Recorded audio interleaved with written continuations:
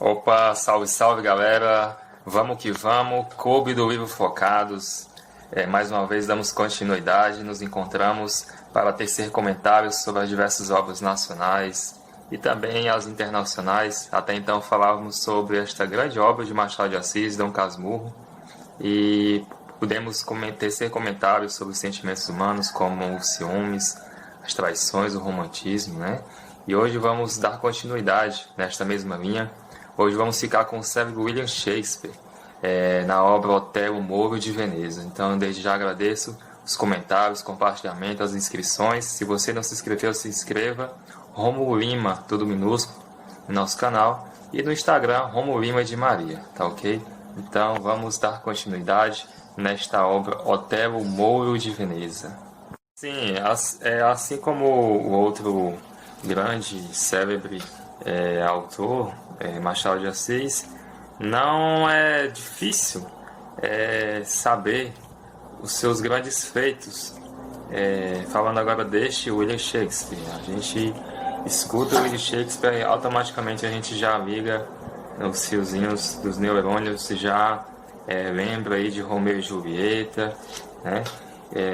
De peças teatrais, ou seja, o cara era um gênio, o cara simplesmente era um poeta, ator, escritor e dramaturgista.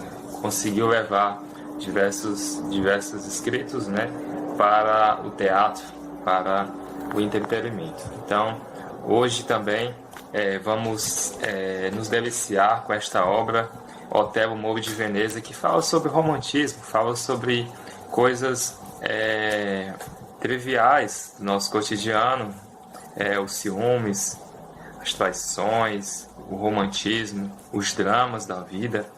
E assim como a outra obra que comentava até então, também tem suas surpresas no final. Você não vai se arrepender, fique com a gente. Qualquer coisa, estamos falando dos maiores dramaturgistas de todos os tempos. Este inglês, escritor, poeta, dramaturgista do século XVII.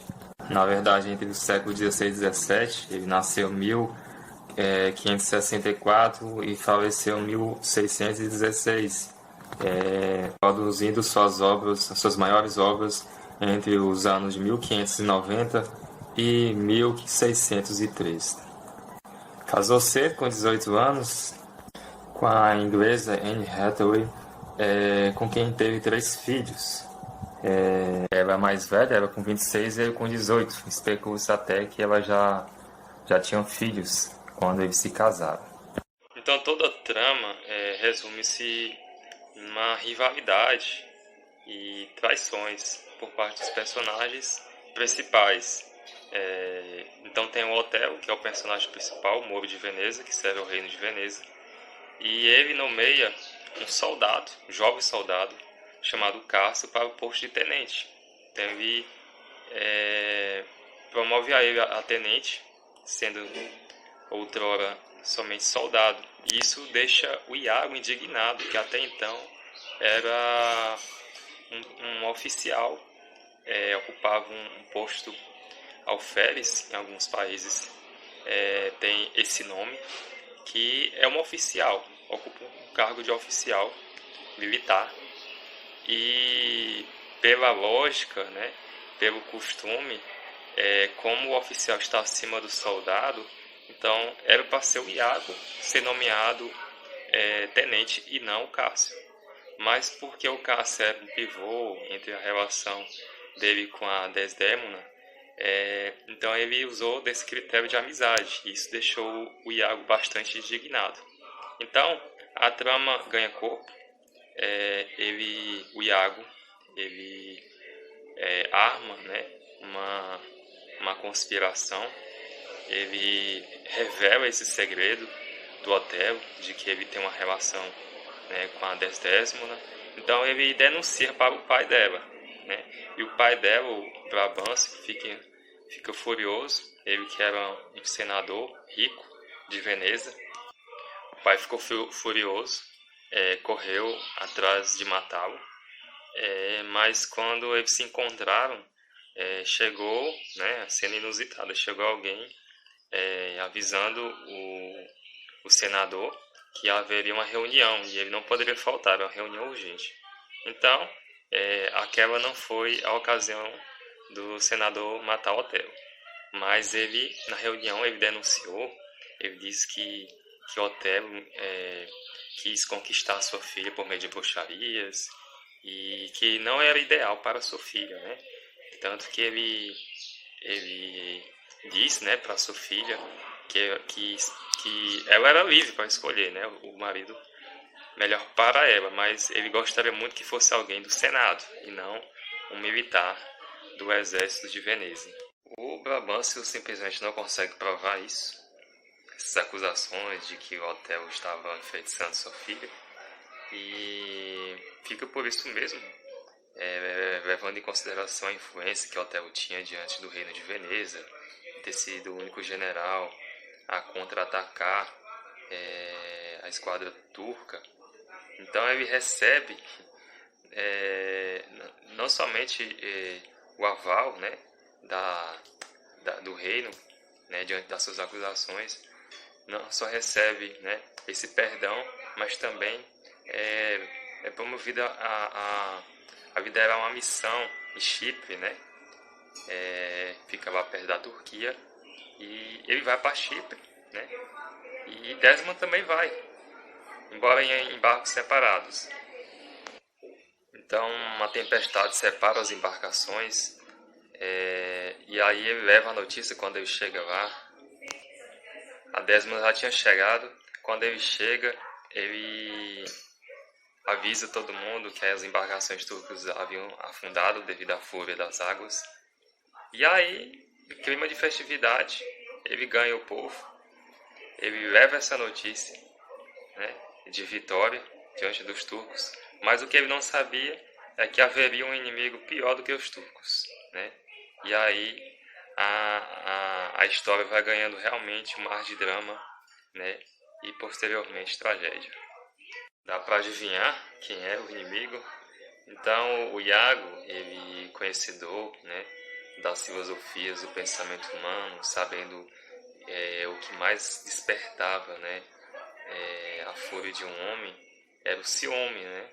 Então ele já arquiteta ali, né, uma forma de deixar o Otelo muito enciumado e posteriormente agressivo, sabendo que o seu tenente agora, né, promovido tenente Cássio, era mais provido de beleza e eloquência nas palavras, e isso despertava, né, a curiosidade feminina, né? Ele começa a usar o próprio amigo Cássio contra Otelo. Ora, Cássio era mais jovem, Otelo, de idade avançada, havia se casado com uma jovem, né? Então, ele usou isso de artifício maldoso, né? Queria colocar o Cássio, que era mais jovem, contra o seu amigo Otelo, né? Então, o que ele fez? Os habitantes da ilha de Chipre haviam promovido uma festa em comemoração, né, da vitória, né, de Otelo contra os turcos. Então, simplesmente, o Iago, em companhia com Rodrigo, induziu o Cássio, né, a se embriagar, né, e aí começou, né, toda aquela trama, né, de influenciar o Cássio contra o seu amigo Otelo.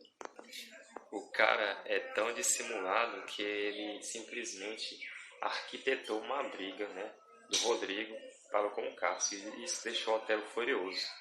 Como assim? Um tenente envolvido na briga, né, embriagado? Então isso pegou mal. Então Otelo simplesmente destituiu o Cássio de cargo de tenente. O Iago, então, numa falsa defesa de Cássio, ele ficou dizendo que era uma decisão muito rígida de Otelo em destruir o Cássio, né? Então ele armou tudo, né? Desde a briga até a falsa impressão de se importar com Cássio, né? Então ele ficou levantando essa hipótese de que Otelo havia sido muito rígido para com ele, né? tendo a brilhante ideia, né, entre aspas, de pedir à esposa de Otelo, Desdemona, para conversar com ele, né? Então, o Iago, ele pediu isso, deu essa ideia para Cássio, né? De pedir a Desdémona para conversar com Cássio, para amenizar a situação, que não era para proceder dessa maneira, de maneira tão rígida, né? Ao ponto de destituir ele ao cargo de tenente. Continuando com seu plano mirabolante, da mesma maneira que o Iago jogou Cássio contra Otelo, ele também quis jogar Otelo, né, contra Cássio e contra sua esposa Desdémona, né? Então ele começou a levantar a hipótese de que Cássio estava tendo um caso com Desdémona, né? E aí Otelo passou a desconfiar muito, né, depois dessa insinuação de Iago. Então o maquiavélico Iago, ele sabia que a Desdémona havia ganhado um presente de Otelo, um lindo lenço, né, bordado de morangos, e ele sabia que era um presente precioso que Otelo tinha dado a Desdémona. Então ele induz a sua esposa Emília a roubar esse presente e colocar nas coisas de Cássio, né? Então já dá para entender o que vai acontecer depois, né? Otelo fica preocupado, pergunta sobre o presente. Desdémona não sabia o que dizer, não sabia onde havia colocado, tinha certeza que estava em suas coisas, como de costume, e aí a desconfiança fala mais alto, eles acabam discutindo e simplesmente o lenço havia aparecido nas coisas de Cássio. Veja aí, né, a lamentável situação em que eles se colocaram, né, diante aí dos planos maquiavélicos de Iago. O maquiavélico Iago simplesmente ele faz com que Otelo ouça, né, uma conversa dele e Iago com Cássio, né, em que ambos estavam falando sobre a amante do Cássio, Bianca, né, e o Otelo ele ouviu só parte da conversa, então dava a impressão que eles estavam falando de sua esposa, né, da esposa de Otelo, Desdémona, mas estavam falando da Bianca, amante de Cássio. E a Bianca chega, né, e no meio da conversa dos dois, e Cássio ele pega o lenço que encontrava em suas coisas e dá para Bianca para tirar uma cópia, né? Fazer uma cópia daquele lenço. Então Otelo, indignado, vê aquela cena e aí as circunstâncias são terríveis. Então é isso, que fique claro, foi o próprio Iago que armou tudo isso, fez com que Otelo ouvisse uma conversa entre ele, Iago e o Cássio, quando na verdade eles estavam falando da amante do Cássio chamada Bianca, e ficou subentendido que eles estavam falando da esposa do Otelo, a Desdémona. Então, movido por ciúme e paixão, conversando com Iago depois, ele se abriu para ele, ficou indignado com a suposta traição e disse que Iago deveria matar o Cássio, enquanto ele, lamentavelmente, deveria matar sua própria esposa, movida por este ciúme. Então ele mata sua esposa asfixiada no quarto e Iago, sob o mando do seu chefe, foi para matar Cássio, mas ele queria matar tanto Cássio quanto Rodrigo, porque Rodrigo poderia entregar todos os seus planos aí maquiavélicos. A Emília, a esposa do Iago, resolveu revelar toda a farsa, toda a trama para Otelo e também para Ludovico, que era um parente do pai da Desdémona, e também para o governador de Chipre, Montano. Então tudo isso foi revelado, mas já era tarde demais. Otelo já tinha assassinado a sua própria esposa, morrido por erro e por ciúme extremo.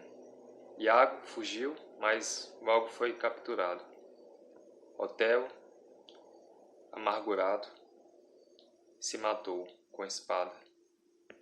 Empunhalou-se com sua espada e morreu ao lado do corpo da sua amada, beijando-a quando estava morrendo, a quem tanto amava em vida.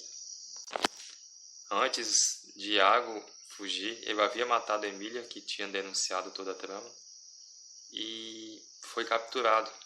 Quem ficou no lugar de Otelo foi Cássio, até então tenente, e o irmão do pai da Desdémona, Graciano, né? Depois que Brabantio morreu, ele passou a ser o senador substituto, como também o herdeiro dos bens do Mouro. De uma análise, através do que temos, conhecimento jurídico, podemos perceber que Otelo, caso não cometesse o suicídio, estaria sob o julgo da responsabilidade, o que configuraria o homicídio, né, por motivo de menosprezar a figura feminina. Então, estaria aí tipificado no artigo 121 do Código Penal, parágrafo 2º, inciso 6º, cumulado com o mesmo artigo, e parágrafo 2º-A, né, que aí é a inovação jurídica que fala sobre o feminicídio. Ele não estaria configurado no homicídio privilegiado do mesmo artigo, parágrafo 1º, uma vez que, para que ele possa ser configurado como homicídio privilegiado, quando movido por violenta emoção, necessariamente teria que ter a provocação da vítima. Não foi o caso. A Desdémona não teve nem a possibilidade de proceder dessa maneira, de provocá-lo. Ele mesmo agiu por impulso, por violenta emoção, né? Mas através de um julgamento precipitado.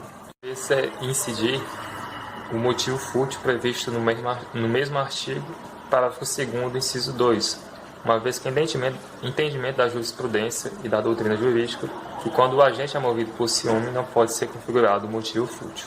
Então só nos resta a classificação de homicídio ou feminicídio, né, por menosprezar a identidade feminina, como também a violência doméstica. Vocês que estiveram conosco, esteja realmente comprometido com esse projeto de leitura, você vai preencher seu tempo com conhecimento, com grandes obras, com comentários da minha parte, através do conhecimento jurídico, sociológico, econômico, histórico, e você só tende a ganhar com isso. Agradeço os compartilhamentos, as inscrições, os comentários, as motivações. Estamos juntos. Próximos encontros iremos falar sobre assuntos pertinentes como economia e outros afins, tá ok? Então até logo, uma boa noite.